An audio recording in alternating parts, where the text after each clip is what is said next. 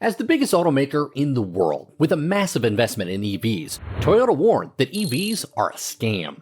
Since partisan politics seem to be shaping consumers' adoption of EVs, this warning from Toyota CEO Akio Toyoda leaves politicians in chaos. The automaker cautions against the hype on EVs, and that they are one option in the company's department store. The stance of Toyota reflects several and sometimes different considerations, including serving diverse consumer bases, seeking to boost sales, and meeting increasingly stern environmental standards in some countries. But what exactly prompted Toyota's CEO to make this shocking warning? What are the things the political leaders don't want the public to know about EVs?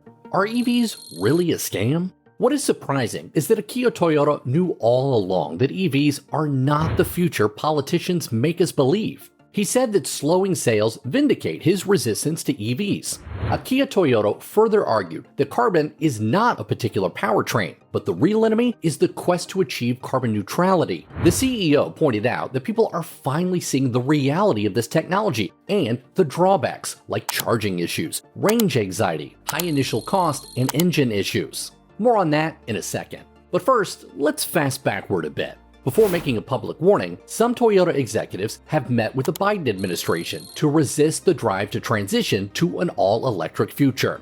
The point is that the Japanese automaker is lagging behind the rest of the industry, like the China-based BYD, Tesla, and others in making that transition. Toyota does not support the EV-friendly policy favored by the Alliance for Automotive Innovation, the auto industry lobbying group based in DC. Toyota proposed having a mix of hybrids, like the 194 all-wheel drive horsepower Toyota Prius and the hydrogen-powered fuel cell vehicles. However, the company came under fire for its behind-the-scenes effort to slow down EV-friendly momentum. Stakeholders demanded a halt to the carmaker's anti-climate lobbying. Large European investors like Academic Pension, with over $19 billion of assets under management, have grown increasingly concerned over Toyota's reluctance to embrace EVs. Apart from this Danish pension fund, other funds engaging the Japanese automakers include the Storebrand Group, a Norwegian pension fund, the Church of England, and one of Sweden's largest pension funds, AP7. Toyota's lobbying activities have also concerned the office of New York City, holding $139 million worth of Toyota shares. And if you think that's all, you'd be shocked. Along with all this pressure from the pension funds are the international organizations and environmental groups calling for an urgent shift from internal combustion power engines to EVs to meet climate change. Greenpeace Japan and their European counterparts, Some of Us, have submitted a signed petition against Toyota. And with pressure from all quarters, the Prius manufacturer still stood its ground. However, this resulted in the ousting of Chairman Akio Toyoda by the progressive investors. What we don't know is that the proxy advisors and public pensions are punishing the Japanese automaker, using corporate governance as a pretext. But what we do know is that Toyota might be right. Let's break it down. Purchase cost is EV's biggest challenge. You must be ready to cough up $30,000, excluding government tax credit, to get an EV. And if you don't know, range anxiety is real. If you're used to typically jumping into your car and going wherever you want, you'll be worried about how far you can travel with your EV, with most models going between 200 to 300 miles on a single charge. This goes without considering freezing weather, driving vacations, weekend getaways, or long days on the road. Level 2 of around 80% of the public charging stations does not help. It can take 4 to 6 hours or longer to charge your EV if you drive it 3 or 4 hours. According to findings by Consumer Reports, EVs are more expensive to maintain than traditional vehicles. The survey was carried out on over 330,000 EVs manufactured between 2000 and 2023, with some reports about new 2024 models.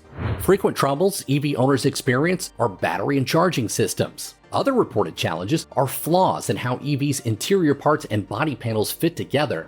And adding to the issues are lingering concerns of reliability that give many buyers pause when considering a switch to EVs. Needless to add, there are cases of long charging times, a shortage of charging stations, and higher costs. And we're not even talking about the impact cold weather will have on EVs. With Akio Toyoda's warning, people are beginning to realize that EVs might not be the future as they are made to believe. Take for instance Elon Musk, the pioneer of EVs, who lost $40 billion when Tesla's stock sales and profits spiraled 23% below analyst expectations in Q4.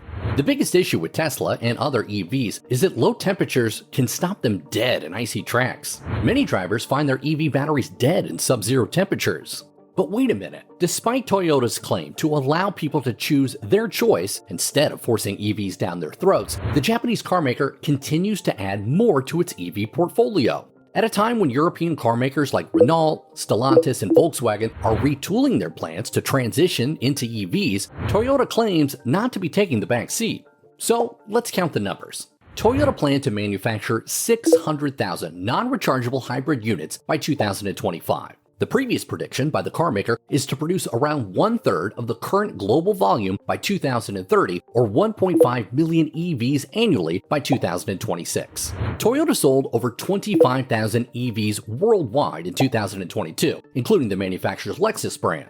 2023 saw the company getting a 15% increase year over year by finishing the fourth quarter with the sale of almost 40,000 plug-in hybrids and 14,715 EVs, to make a total of over 54,000 EVs, including Lexus. Now, despite this increase in EV sales, Toyota has cut its EV sales by nearly 40%. The strategy informs the company's plan to avoid price competition in the EV market by leaning towards hybrid. Even more shocking, the company cut its EV sales forecast to only 123,000 from an expected 202,000. With hybrids accounting for around 28% of the company's global sales, Toyota is forecast to sell about 3.6 million hybrid electric vehicles, despite lowering its EV sales forecast.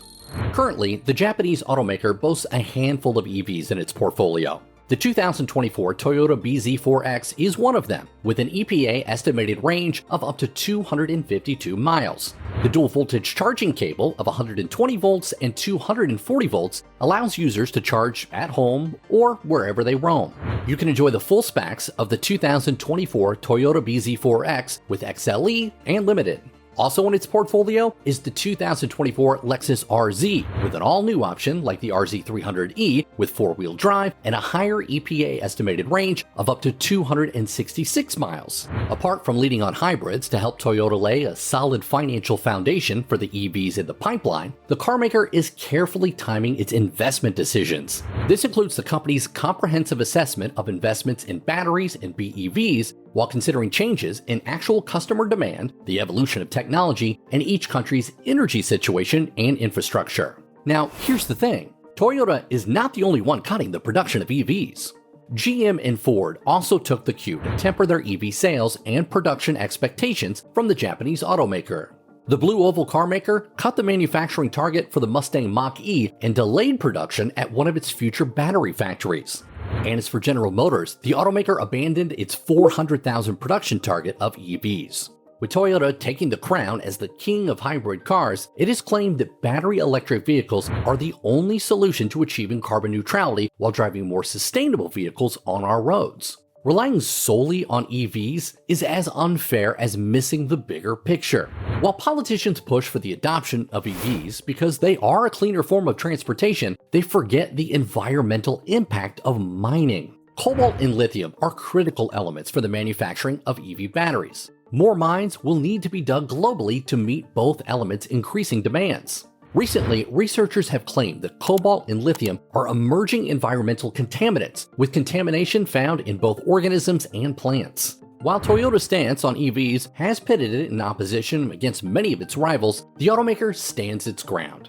Toyota believes that EVs are one solution, not the solution. The world can only embrace EVs at varying rates. Beyond hybrids, Toyota has also invested heavily in hydrogen fuel cell electric vehicles. It's also looking into e-fuel, a climate-neutral fuel set to replace gasoline in non-electric vehicles. So, what's your take? Is Toyota edging towards a significant loss with its decision? Should all automakers go for EVs 100%? Will Toyota lose customers and even investors against its moves? Let me know in the comments below.